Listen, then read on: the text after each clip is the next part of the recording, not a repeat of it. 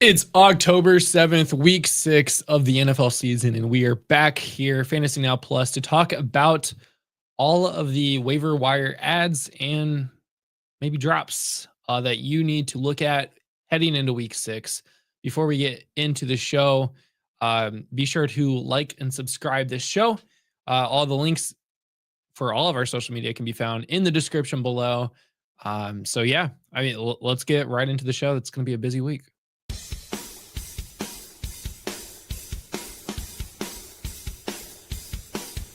You're watching Priority Waivers only on Fantasy Now Plus.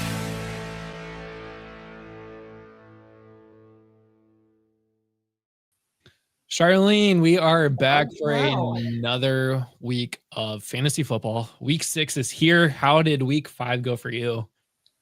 Up and down. I have to say, I'm real happy right about now that I did not have a lot of Tyreek anywhere. I feel like every week we're losing somebody. I can't believe we're only in week 5 with all the injuries that we have already. It's bad. Yeah, it's getting bad with every week. It's another big player down. Tyreek wasn't necessarily like wide receiver 1 anymore, but he definitely was a starting wide receiver on your fantasy lineup. Oh yeah. And a lot of people did draft him pretty highly because he is national. I was about to say National Taco Day, but thanks, Zach. Also, National Taco Day on a Tuesday. That is perfect because I will why in a sec. But yeah, Tyree going down, it does suck. He is highly touted. He is considered one of the better wide receivers. So that also, can we talk about how happy he looked? I was like, are you actually injured? It was like, oh no, like he blew up his knee. He looked entirely too happy. Too happy. Before we get started, guys, new customers for Underdog Fantasy, if you play $5 you can get $100 in bonus funds if you use code FN Plus. Link is in the description, or you can just sign up at Underdog Fantasy and use that code, and yeah, you'll get $100 in bonus funds when you play your first $5. Charlene, I don't know about you, but I got a little low on Underdog. And remember how last week I was like, yeah, I have like $100 now. It's great. ETN got me. I was down to 32 cents heading in, or I was down to $8.32 last night. I'm back up to 40.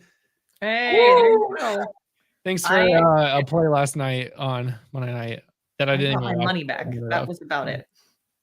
Yeah. I had too much ETN. 0.5. I needed one more yard. I was 0.46 points away from Brian Thomas Jr. ruining my play. So that's good. I took his under on fantasy points and came out as a victor. So that's enough of that. National Taco Day, Zach, thank you. I'm actually going to a Latin American restaurant tonight because tonight is mine and my wife's anniversary. So we're going to happy anniversary. This is perfect for Taco Tuesday. That is perfect. Craig said, I made it Mayfield or Drake May, and I have injury issues with running back Bucky Irving as Hampton. What should I do? Oh, God. And Hampton. Oh, man. Well, Craig, guess what? Like always, we have a whole lineup of running backs and quarterbacks for you this week. So, Charlene, should we get started? Yeah, let's get into it. I think the first guy we got to talk about, especially, I love talking about the Niners. We got to talk about Kendrick Bourne. I think he's a definite must add if he is still on the waiver wire this week. He went 10 for 142 yards.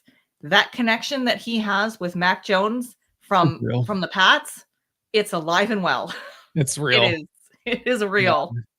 No, I definitely agree here. The 1 week he played with Brock Purdy was his lowest week by far. The other weeks he got targeted, he got his receptions in. Whatever he did against the Rams was absolutely insane. 30-year-old Kendrick Bourne. We're talking about him as a must add in waivers. It's a wild season we're having. feel Sure like we've got is. a few of these, so but It's really crazy because I forgot Kendrick Bourne even had a career before New England, and it was with San Francisco. I honestly did not realize until just now that he played for San Francisco for 4 years before. yeah, so he got himself a little welcome home party.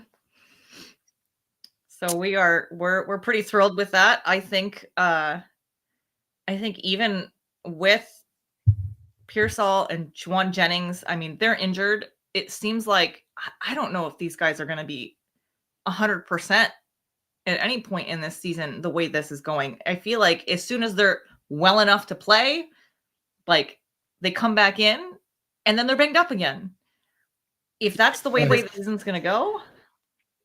Yeah, it's concerning. I don't think we'll ever see Rick Pearsall, Juwan Jennings, and Kendrick Bourne on the field at the exact same time, along with Christian McCaffrey and Brock Purdy and George Kittle. Right. Problem.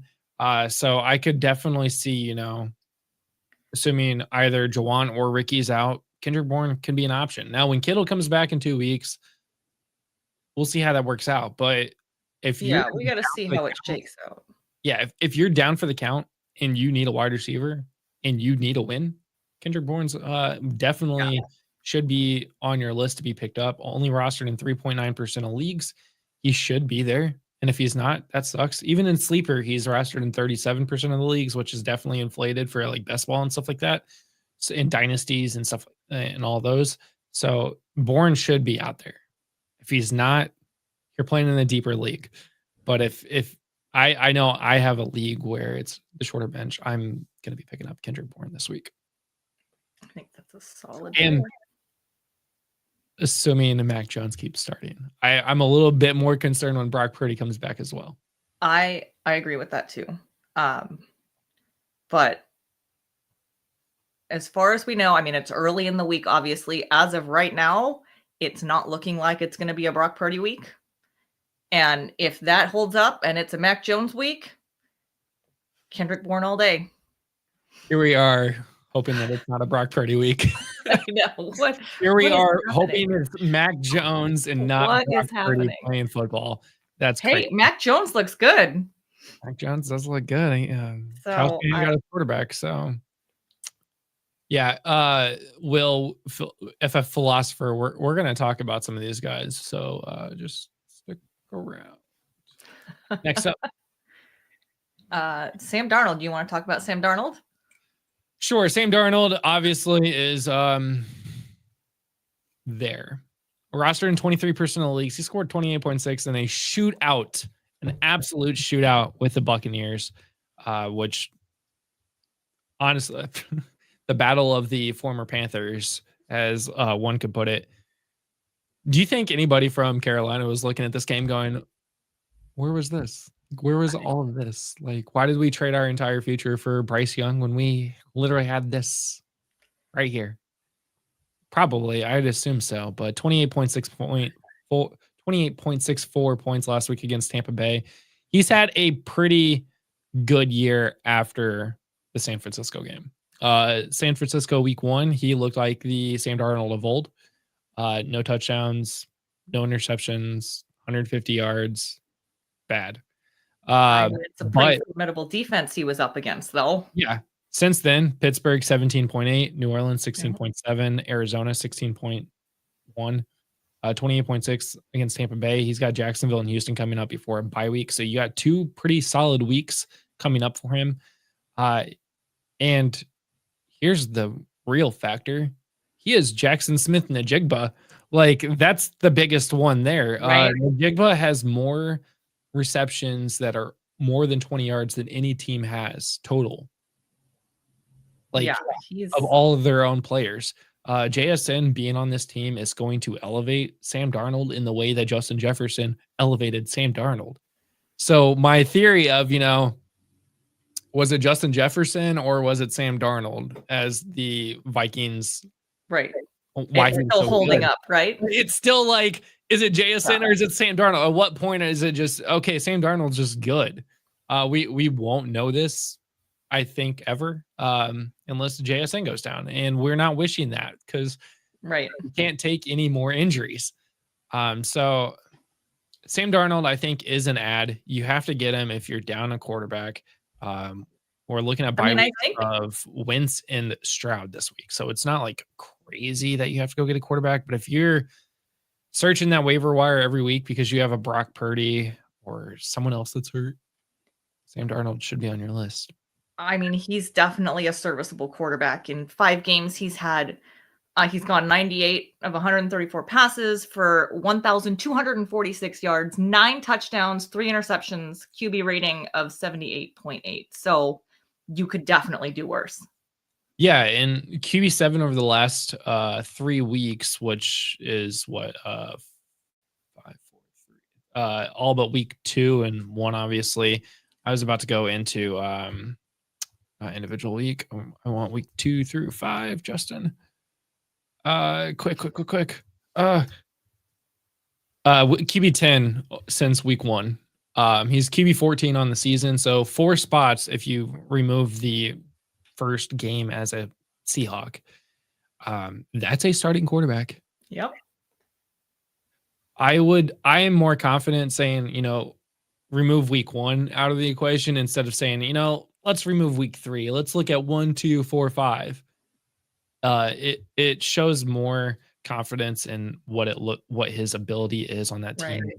If you just remove that week 1 as we're still vibing, we're still gelling, we don't know football yet together, and going against the 49ers defense.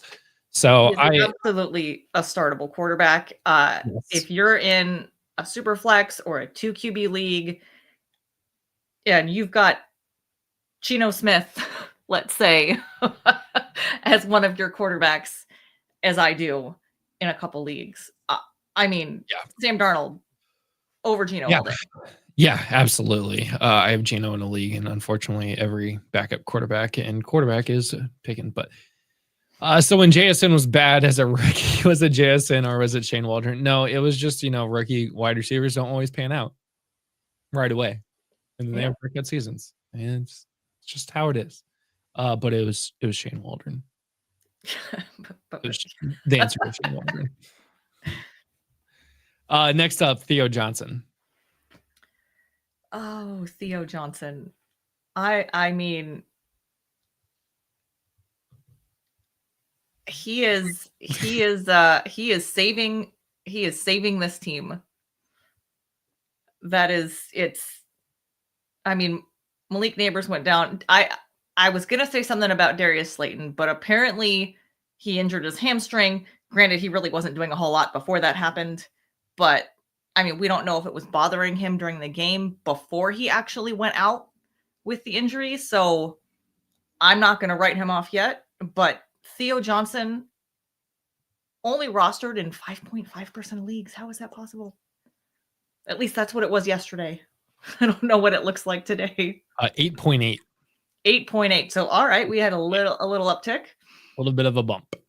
But, 6 receptions for 33 yards, 2 touchdowns. He was getting as many looks. He was right up there with Wandale and Scatterbo in receptions.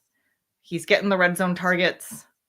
They've got the Eagles coming up this week, and even Evan Ingram got in the end zone against the Eagles.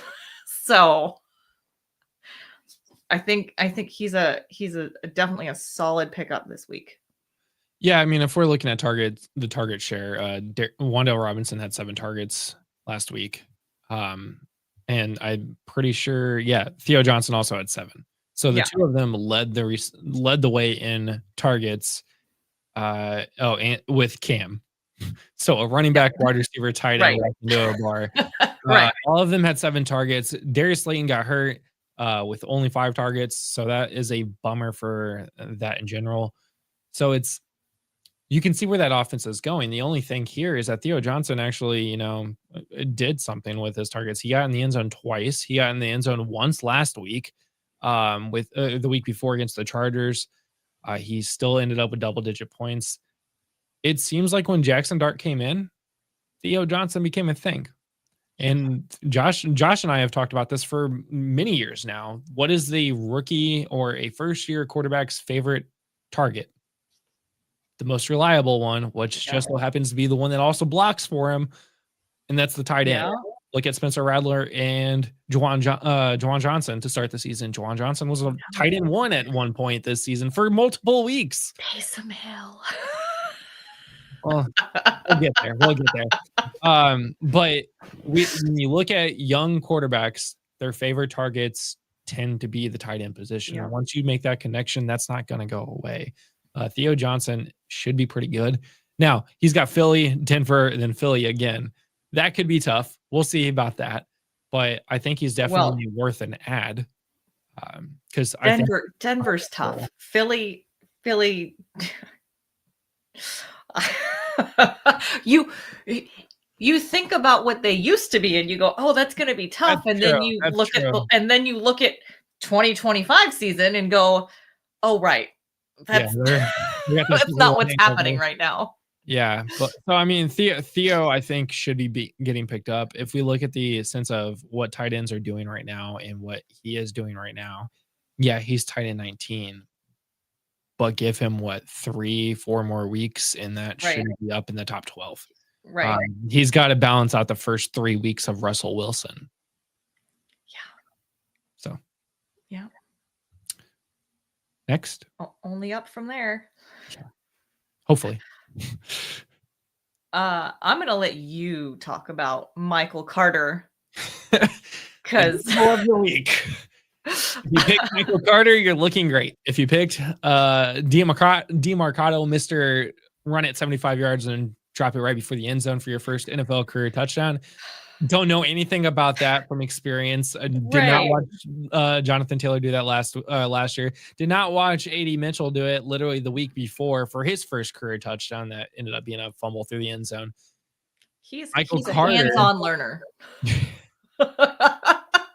You mean he's a hands-off learner? Hands-off learner, yeah. Michael Carter, 18.3 points last week. He is only rostered in 46.3. He is rostered already in 46.3 because a lot of people did take the gamble on Carter over DeMarcado over the other guy in Arizona, with Trey Benson being out on IR after playing one game. The Arizona running back situation has never been more fluid. There's only one other team in the NFL where I think the running back situation is just as bad. But Carter seems to be the guy who's getting the job done. He did get in the end zone, but he got 18 carries, 51 yards. He got 5 targets, 5 receptions. He seems to be the back for the Arizona Cardinals. And off the practice squad. Yeah. I remember a couple of years ago, I think, Josh. Yep. Now that I remember this, New York Jets, Josh was like, Michael Carter's the guy right here. And Brees I remember that. So Michael Carter is finally a thing. Only 3 games last year, 15 games the year before with Arizona. He's the guy, like in Arizona, right? I mean, he certainly looks the part. Knock on wood that this doesn't change next week because it is Arizona and that running back room is not great. I'm just waiting for some MRI result that says Michael Carter's out for the season. So he's not injured, guys. Hopefully I didn't just ruin that, but yeah, I like him. Last week he was RB9. He's 44 over the last 3 weeks, and that includes not playing at all in week 3 and getting 1 attempt in week 4. So he's already better than some of the guys that probably shouldn't be rostering anymore. Yep. So let's talk about that Chargers running back room. Yeah, we just go from one running back hot mess to another, huh? Yeah. So Omari and Hampton. Yeah, let's start there. Omari and Hampton. Finally, we get a rookie running back. Yeah, finally, huh? On IR. He's out there. We were worried about. I mean, people were like, "Is Judkins ever going to play football?" He's doing well. Genty is doing well. Yeah. We don't get to see Travion Henderson do anything because he can't win snaps over Mr. Fumbles. And even now, one sec. If New England doesn't give Henderson a shot now that Antonio Gibson tore his ACL, like, does that say more about Henderson or just the Patriots offense? Oh, I'm going with the Patriots offense. Yeah, he can't. There is absolutely no reason that they should not be giving him more opportunities. None. Zero. I don't understand it. Correct. So, Tyler, we do answer questions, man. What are you talking about? We're literally answering questions right now. Tyler, we've answered your questions before. I don't know what you're talking about, man. Craig knows we answer questions. Craig is a very loyal listener. And we've already talked about his question. So, anyways. Kamani Vidal. Kamani Vidal. This is the same situation as Arizona last week. Yeah, I think this one's a little bit muddier, but maybe not. Maybe not. You got Kamani Vidal, Hassan Haskins. Kamani is definitely the better pass catching back. I don't think there's any question about that. I think this week we're going to see a full-on committee. I don't know that it's going to be 50-50, but I think we're going to have a committee running back situation with Vidal and Haskins. I do think that Vidal comes out on top. I do think that he's the back to own for the Chargers. I mean, in 37 career games, Haskins has had 15 catches. Yeah. I am all in on Vidal in this situation. Yeah, Josh kind of asked if we're going to talk about Vidal or Haskins today. And I was like, man, I really don't want to, because this is just gross. Justin Herbert led the team in rushing last week. So that's something. And it could happen. It could happen again. You are right. Vidal and Haskins had almost the same. I mean, Vidal had 5 touches, whereas Haskins had a total of 6 touches, but both gross in yardage, both. Yeah. But if you do look back, Vidal has always been more targeted. Last season, he was more targeted in the pass catching game. So in the couple of games that he did get to play, at least. So it has to be this guy. Like, Vidal was drafted by the Chargers. Haskins wasn't. That doesn't mean anything. That absolutely doesn't mean anything. Also, Gus Edwards could end up as a Charger again after being cut like 9-10 months ago. So I'm not sold on either of them. I'm not. But if I had to put my eggs in one basket for a running back this week, it would be Vidal between the two of them. This is going to be the same thing as the Michael Carter, DeMarcado gamble like we all played last week. We don't know what Jim Harbaugh is going to do. We don't know who he's going to pick. We don't know who's going to lead the running back room. We probably won't know until Sunday, which is sad. If you have to pick one of these guys, go with Vidal. If you have to pick one of these guys, go with Michael Carter. Go with Michael Carter. But if Michael Carter's not available, I guess you have to pick one of these guys, and that's Vidal. I mean, that's the truth. It's really the only person that's like really out there because of all of the injuries that we have dealt with. And really this week, I mean, we're truly only missing Jordan Mason on bye week. So hopefully you're not in that situation where it's really bad. But that's a big but. When we're looking at guys like Antonio Gibson with the torn ACL, Amarian Hampton is out for this season. He's on IR with an ankle injury. Bucky Irving is going to be missing a couple more weeks with a foot sprain. These are all like red alert situations where you probably have a running back that's hurt, and now you have to figure it out. And or like you said, not a lot out there. Yeah, there's not a lot out there, unfortunately. So it's so the Vikings. So you got the Vikings on a bye. You got the Texans on a bye. So that's who did we tell everybody Woody to and pick up? Jordan Woody Mason. Marks, and you pick Nick up Woody Chubb. Marks, and then what happens? Yeah. Well, okay, so The resurrection of Chubb. we looked at this, and Nick Chubb got a lot of carries after they're already like they don't need to catch back up. But if they're in like we have to catch back up mode, Woody Marks seems to be the guy. Yeah.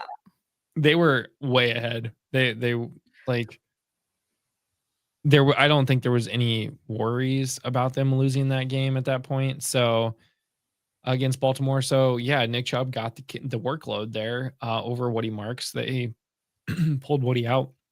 I think Woody is more explosive. He's more versatile. Whereas, I mean, Chubb just closed it out because I think it was probably a backup running back situation, even though Chubb is listed as RB1. Right. Oh well. So yeah, RB1. I have AJ Brown and Ladd on my bench. It's time to start them. My starters right now are Garrett Wilson and Cortland Sutton. Also, who just started QB? Caleb, Trevor, or Purdy. So let's start at the top. AJ Brown and Ladd on your bench.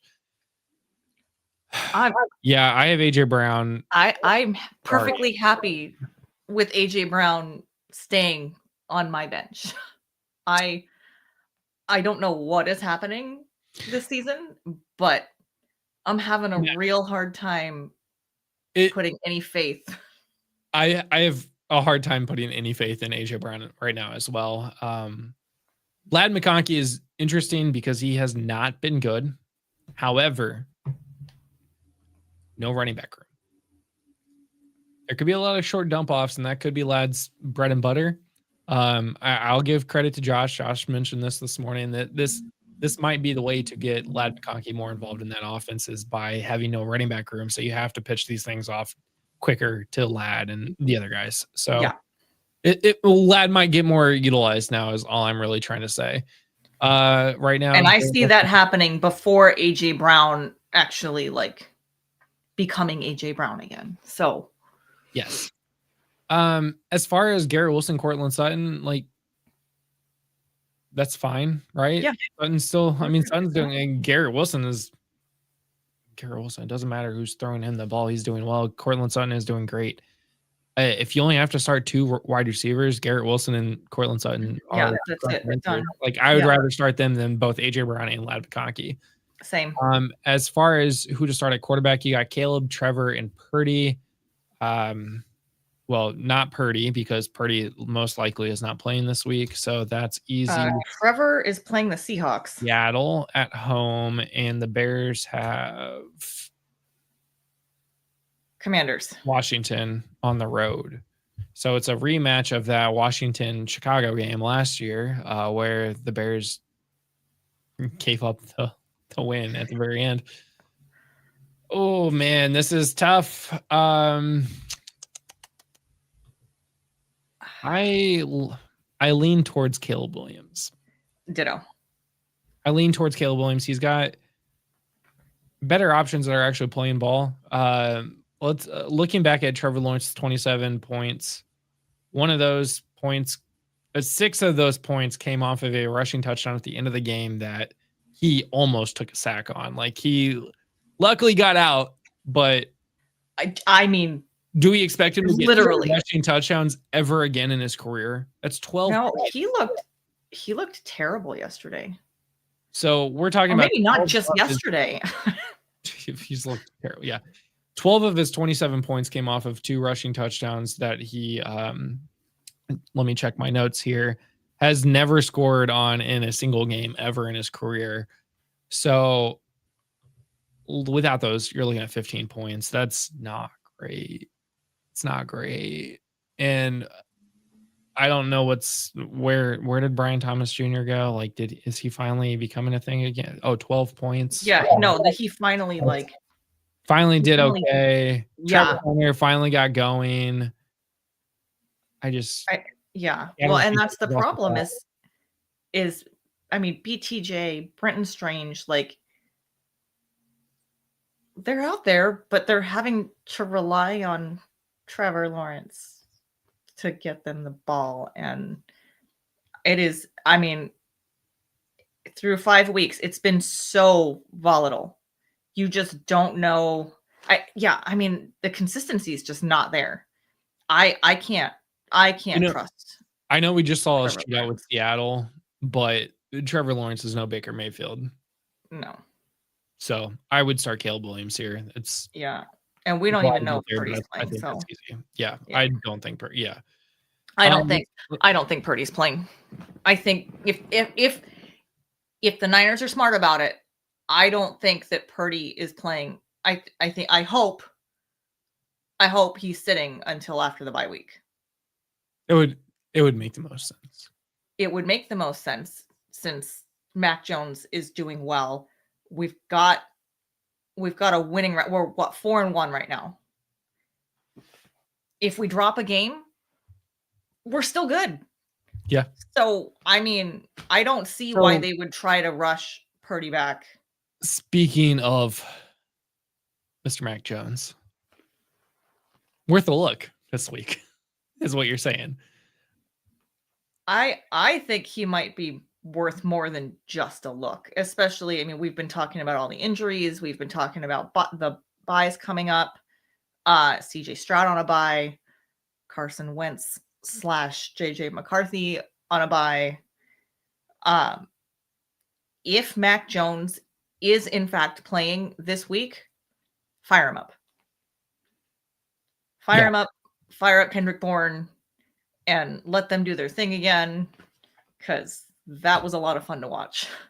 It was. No, I agree. Mac Jones is I think he's somebody that you need to roster. QB 10 over the last week, 26 over the last 3 weeks, but mind you, he didn't play one of those weeks because of Brock Purdy came back for a game and then is back out again. Right. So fire Mac Jones up.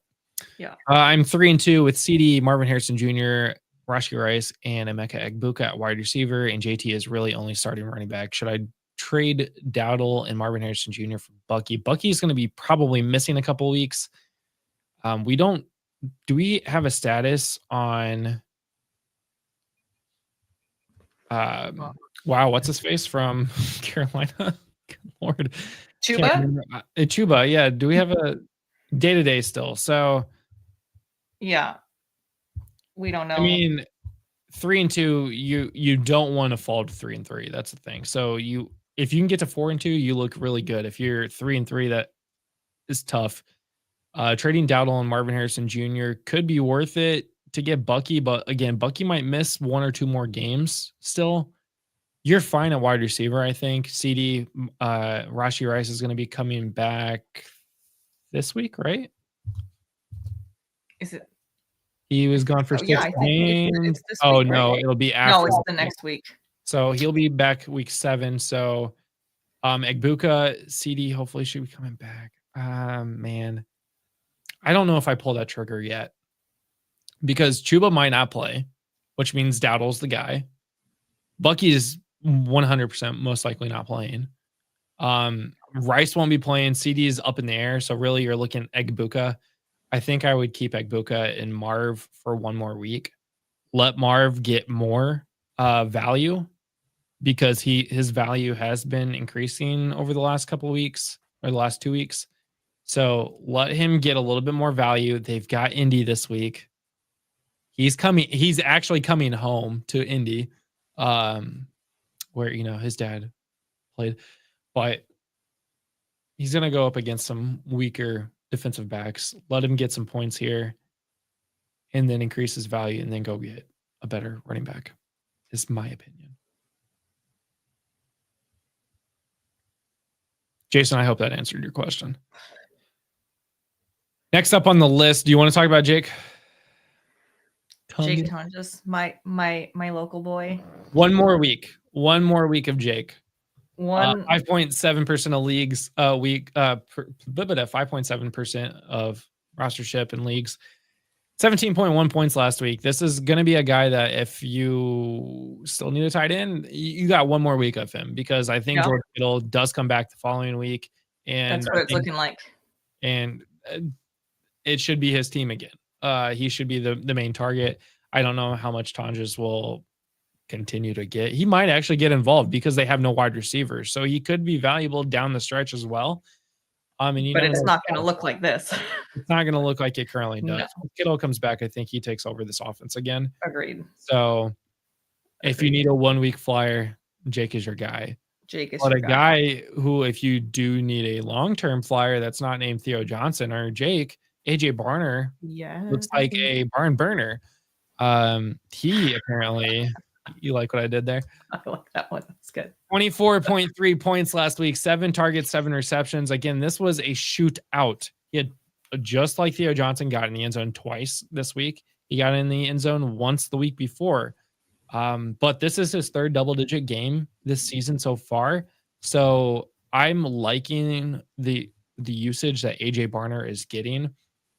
He is definitely getting more usage than Elijah Arroyo, which we all kind of expected to be the guy in Seattle, and he's just not. Nope. Surprise! So, here's AJ Barner. Yeah, AJ I mean, Barner he's 85% of snaps. Yeah, tight end 11 at least this season. Yeah. So the fact that he's a top 12 tight end and he's out there just not being rostered by 98% of leagues. I feel like he's kind of what we were all hoping Cup was going to be. And Cup's been kind of disappointing. Or maybe this was the plan for Seattle to use him, how they're using him. I don't know. But yeah, JSN, Troy Horton, AJ Barner, and those are your guys. Yeah. And Sam Darnold looks pretty good out there. So yeah, it's he's not quite on par, but he kind of has that. He's giving me Indiana Jones vibes where it's change of scenery and all of a sudden, who is this guy? AJ Barner has been so good that over the last 3 weeks, he's still tight end 6, and he had a 3.3 week 3 weeks ago. 12.2 last week, 24.3 this week. Just in the way you do, this is a math formula, like a problem solving formula or whatever. He should be 36 points next week. So I think that's the way math works. 12, 24, 36. So anyways, definitely worth a look. If he's out there, I would go get him if you need the tight end. Definitely somebody there. Let's move on. One more worth a look. Who do you want? Who do I want? I want Dylan Gabriel.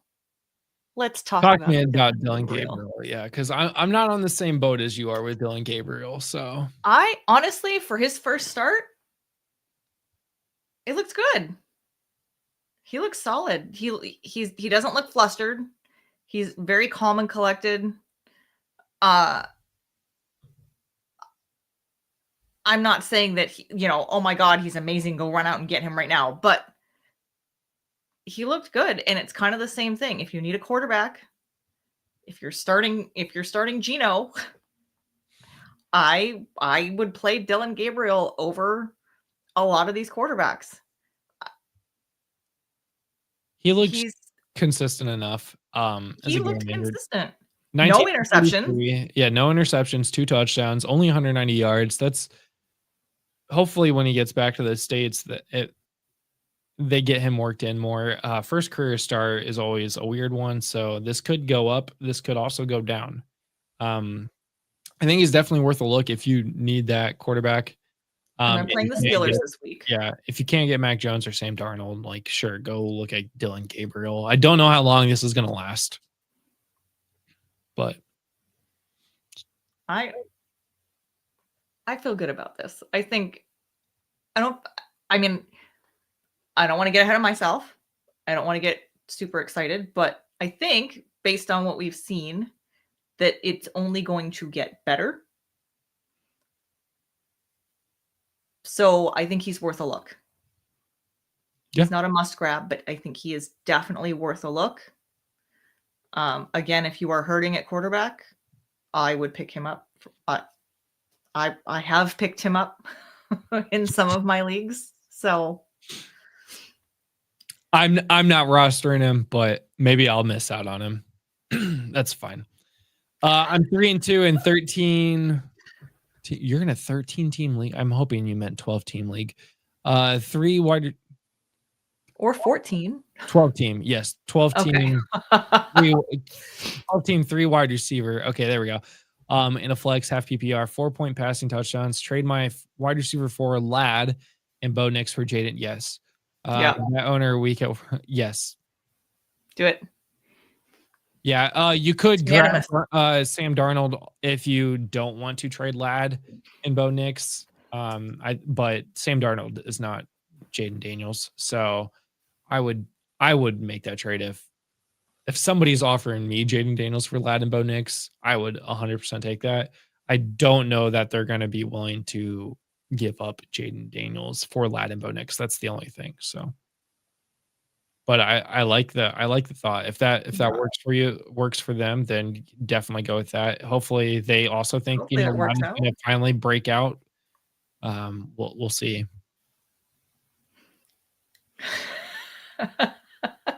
My girl Sophia. Let's rapid fire a couple of these worth of stashes here. First one, I did not put this on the list, but I'm going to talk about Cooper Rush.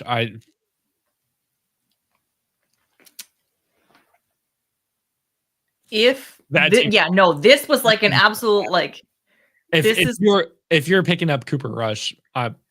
I mean, this is we're talking. I put him on here, but this is like the deepest league.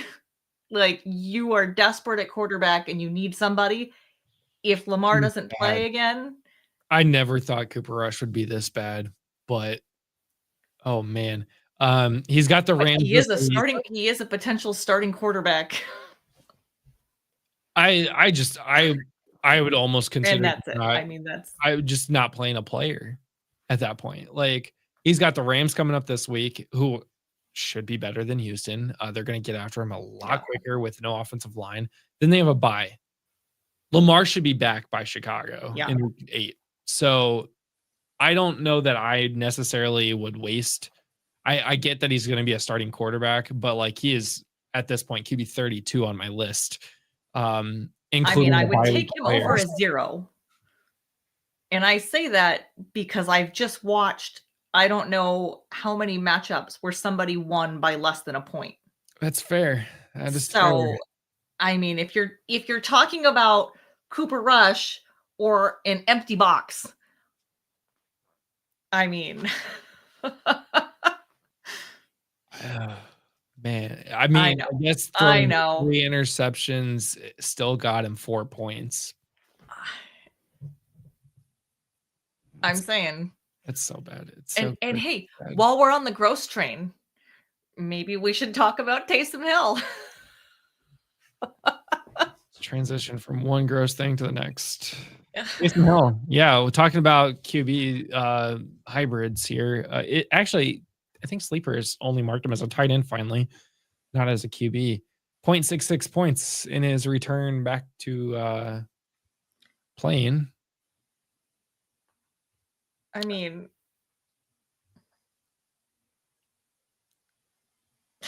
listen, I'm not taking a flyer on Taysom Hill, but he is still here.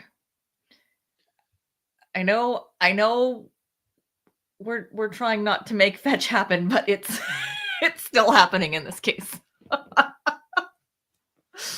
And I mean, with Juwan Johnson banged up, if you really are still on that Taysom Hill hype train, I guess, go do your thing, but I'm out. I just can't anymore. Yeah. Next up, a 21-day window is opening for Christian Watson. Tell us about how excited you are. That is all that is opening. Because he's not worth it. He's not worth it. I'm sorry. If you like Christian Watson, you believe in Christian Watson, Tell me why I'm wrong on Christian Watson. He played 15 games last year, finished as wide receiver 76. Wide receiver 68 is the year before, 41 the year before that. I think last year is the closest thing you could look at to how Christian Watson is going to be as a player, and that again, wide receiver 76. Well, let's not waste time on him, fab on him. If you're in like a best ball league, okay, or dynasty. maybe he might get that 21-point game. If you're in a dynasty, I've had him sitting in my IR for the last year. So, I mean, I'm not dropping him, but I'm certainly don't intend to do anything with him currently. So, nope. Let's not panic yet on Travis Hunter. That's the next on our list is let's not panic on Travis Hunter. I can't actually get good stats because Sleeper is including IDP stats here. That's great. He has not been great so far this season. That's not shocking to anybody. Well, I'm sure that's probably shocking to some people, but 3.3, 2.2, 2.1, 4.2, 6.4 fantasy points for the offensive position in non-IDP leagues. I'm not willing to panic yet. Their offense the Jaguars are 4-1. Somehow they're doing it. It's mostly through the rushing game, but I would like to see Travis Hunter get used better on that offense. He's getting consistent targets. He got 64 yards on just 3 targets last week or last night. So I think he's definitely, don't panic on him yet. I think he's only going to get better. I feel like they're just trying to figure out the best way to utilize him because he is still playing, offense, defense. And I think they're just trying to find that balance because you're not going to get 100% on both sides of the ball. It's not going to happen. So it's trying to figure out where he's going to serve the team best and what that's going to look like. So it's going to, I feel like it's just, we're going to have up and down games from him until they figure this out. So I agree. Don't panic yet. Keep an eye on the situation. See, we got to see which way they go with this.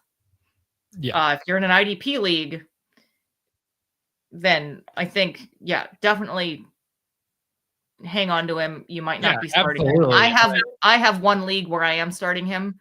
He's got a solid floor in IDP. So he's got a solid 12-point floor right here. Yeah. So it's fine. It's definitely worth holding on to. Let's answer a couple questions here. Thanks. Would you drop Corum? You have Kyron for Smith or Kendra Miller. Running back limits 5 total this league. McVay used a starter as bell cow. My other running back is Pollard, Rico, and Charbonnet. I don't know that you need to necessarily. I mean, if you want to drop Corum because you already have Kyron, it's never bad to have a back like the handcuff though. So I'd rather have the backup to Kyron than just picking up Smith, who is RB3 on that team. Did Smith have a good game? I don't think I would drop. I don't think he's worth picking up. I mean, especially the way this season is going with injuries. Diggs or Bill in the flex. I know a lot of people are big on Bill. I want to lean Diggs here though. Diggs has found it. So in New England. Right off the top of my head, I say Diggs, but who has the higher ceiling? Who do you think has the higher ceiling?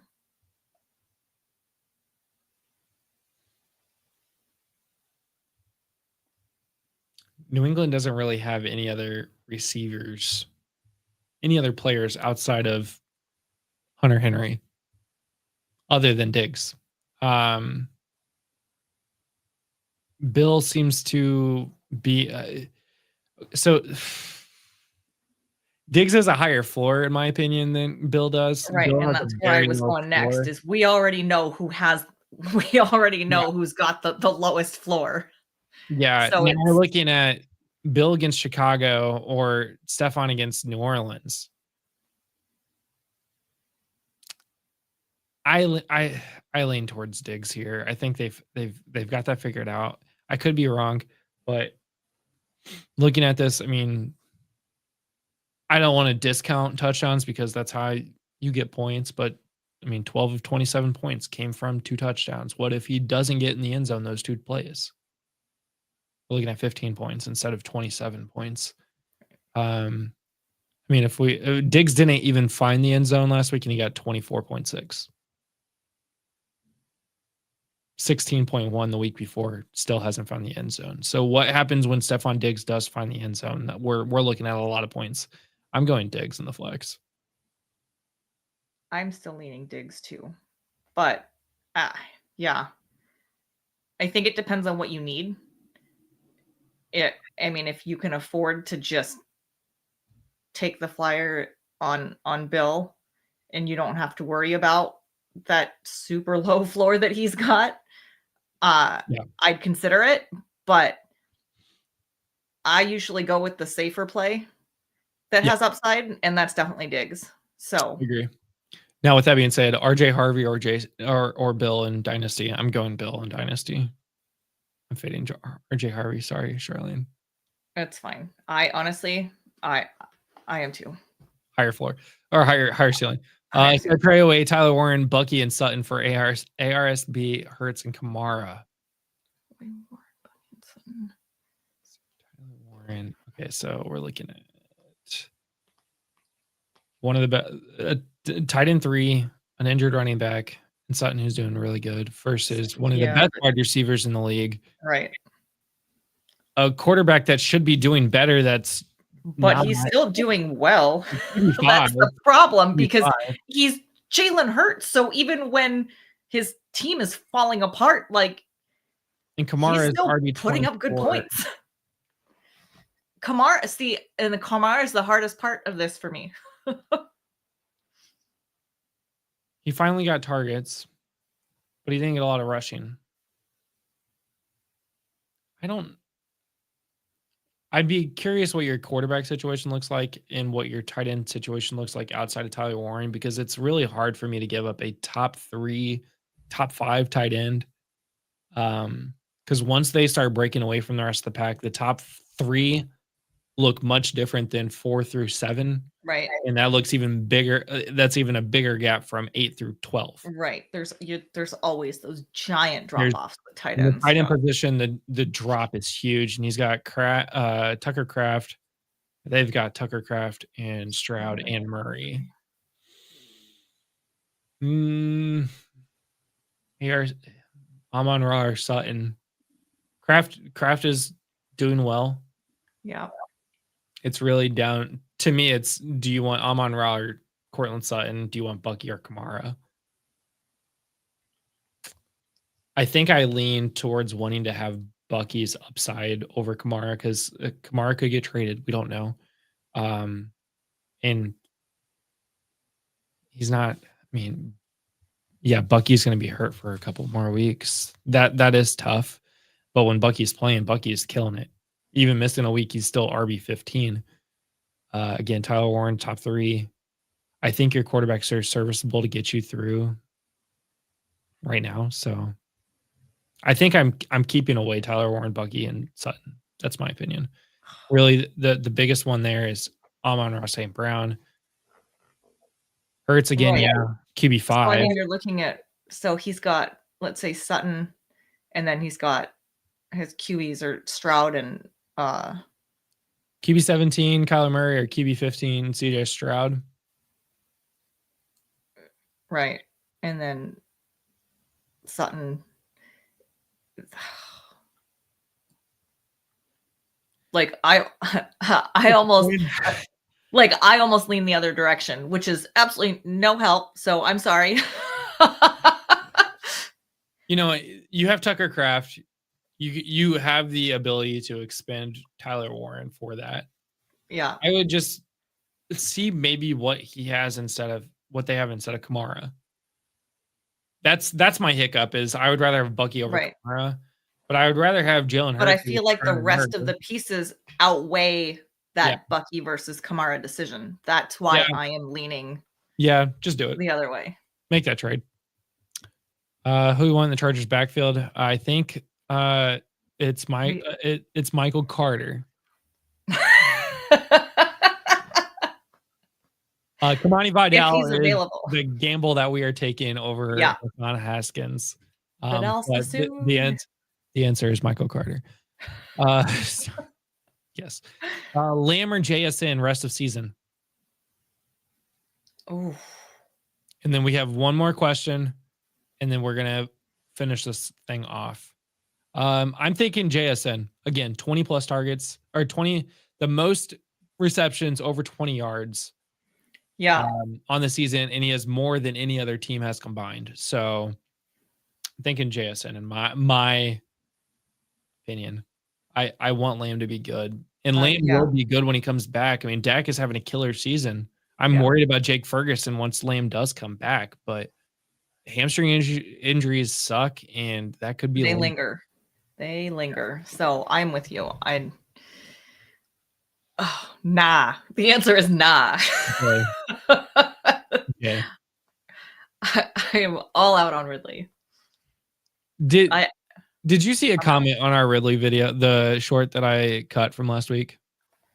Did I? I did not. Yeah, they talked about how I had an L take because, he had 18.1 points.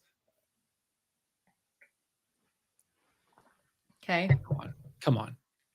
So 5 receptions, 131 yards. You don't think one of those was a broken, poor coverage? Okay, so how by that can this happen?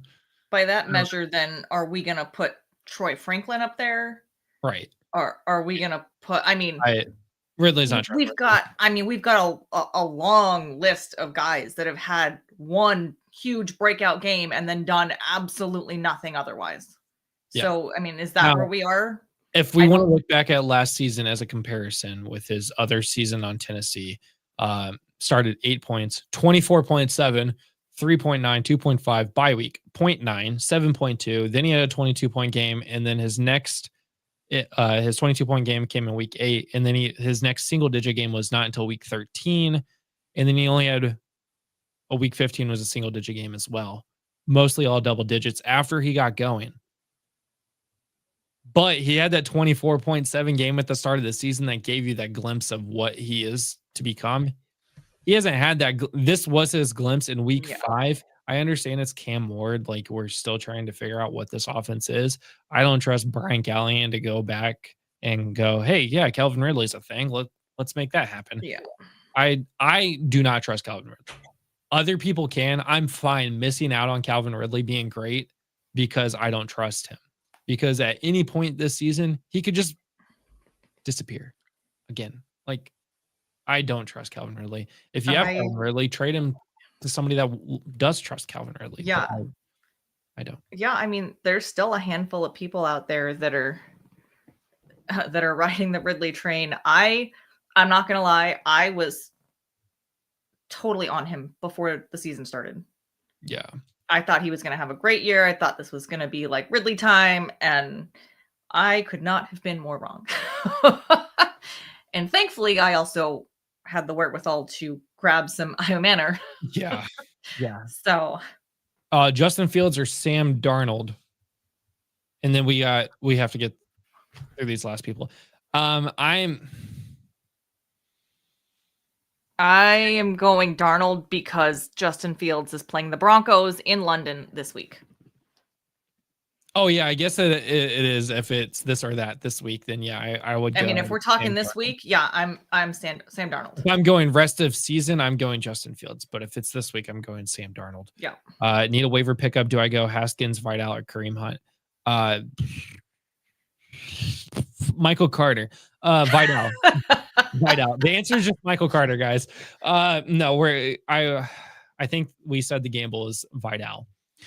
Okay, let's get to these last couple. These guys got one more chance to do something, or else we're done with them. Jerry Jeudy, wide receiver 81. He's 77 over the last 3 weeks. He had 3.5 points last week, 86.2% rostered. His bye week is coming up in week 9. Jerry Jeudy is just, if you can trade him, trade him.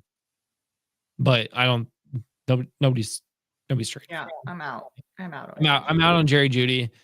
I'm willing to give it a chance. Dylan Gabriel is in start number 2. Maybe he'll make a connection with Jerry Jeudy once they get back to the States and they can finally figure some things out. Because that was a weird week for the Browns last week, leaving the country and all the things. But that's why we have him under one more chance, because let's see. Now, this one's a big one. Last week, Jameson Williams was wide receiver 90 against the Cincinnati Bengals, the team that has no defense or a quarterback for that matter, but wide receiver 78 over the last 3 weeks, 91.9% rostered. If you can trade him, trade him. Agreed. I mean, should not be rostered. But in the offseason, all we heard is we're going to get Jameson Williams the ball so much more. It's going to be a whole different situation. We want to get him the ball. We want to get him the ball. And we're back to the same boomer bust that we had. Wide receiver 50 on the season because of his 18.8 point game in week 2, where he had a touchdown off of a gigantic play. But other than that, he got 8 targets against Cleveland. He only caught 2 of them. So I don't think Jared Goff really trusts him to throw him the ball. ARSB is the option there. Sam Laporta is becoming a thing again. If you can trade Jameson Williams, get out of the Jameson Williams business. And last one here, Jacoby Myers rostered in 90.7% of leagues. He got 7.2 points last week against Indy, but he was wide receiver 58. He's been 51 over the last 3 weeks. Jacoby is one of those guys that, you expected to be good. With Brock Bowers out last week, you expected him to be really good. Yeah, well, when Gino looks the way Gino looks. Yeah. I mean, you can't really trust anybody on this Raiders offense except for Genty. Dante Thornton, 2 targets, no receptions. Trey Tucker, 6 targets, 4 receptions. Trey Tucker's been more of a thing than Jacoby Myers. And even with Bowers, where was he being drafted? He's being drafted in the first round. Yeah. Second round. So he's not putting up first and second round points. No. Like, your return on investment is not happening here. So while he's still serviceable and still a decent tight end, he's not doing what you drafted him to do. Right. And that's not on him. Chino looks, god awful. Yeah. Jacoby Myers is on the one more chance list. He does have Tennessee this week. That plays to his favor. This is the one more chance. This is the one more chance because he's got Kansas City after that. Right. Now, you can't do it here. Here's what you do, guys. Everybody out there, guys, gals, everyone. Hold him this week. Hope he has a huge week, double-digit point week. Trade him away. Yep. Be like, Jacoby Myers is back. He's wide receiver 34 right now. That's startable in flex positions. Yep. In 3 wide receiver leagues, that's a starting wide receiver. Let him have a big week against Tennessee. Immediately trade him. If he doesn't have a big week in Tennessee, he's got Kansas City, a bye week, Jacksonville, Denver. We're looking at Dallas in week 11 before the next time he's going to be good. And if you're waiting until week 11, you're out of the playoffs. You're already out. Yeah. It's if he doesn't do anything against Tennessee, it's time to let him loose. I'm really sad. I'm going to be in Italy next week because I can't let him. I can't be the guy. Really sad. You're going to be Myers. It's going to be so sad. But guys, that's the show. Charlene will be back next week, and I say Charlene will be back next week because I'm taking 2 weeks off. Yeah. Content creators get time off. And you're so sad that you're going to be in Italy next week. I'm going to be in Italy next week, somewhere in Sicily. So Josh will be my fill-in. If you don't like Josh, well, I'm sorry. Just deal with him. Just come for me then. And that's why people come here. Come hang with me. Someone's coming to watch me football. So we're going to get out of here, everyone. So until next week, Charlene, we'll see you then.